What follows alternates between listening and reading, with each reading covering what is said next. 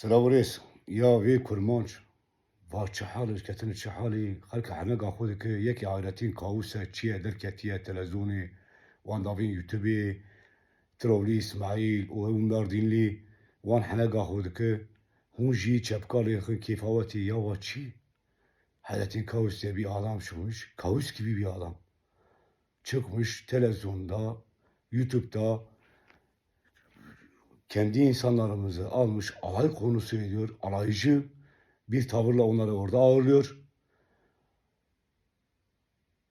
Trovli İsmail, Mardinli bir hemşerimiz, ona benzer bir sürü insanlarımızı resmen alaycı bir duruma getiriyor.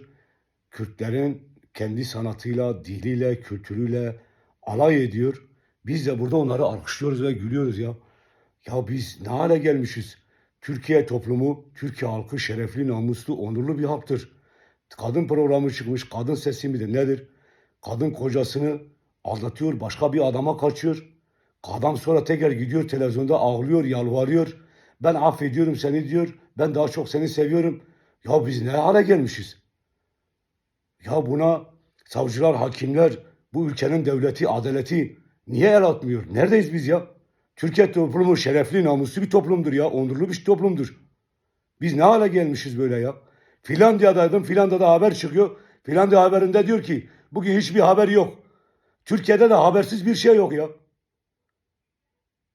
Kürt halkı şerefli, namuslu, onurlu bir halktır.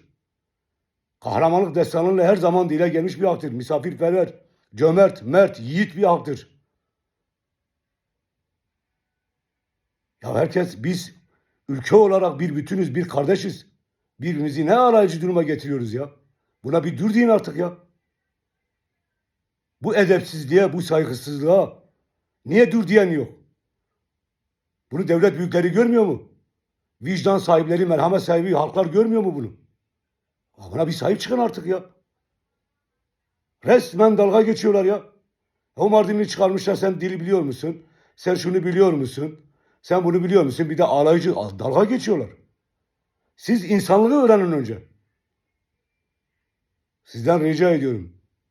Bu tür alaycı konulardan alaycı konuları desteklemeyin. Ben burada şiddetle kınıyorum.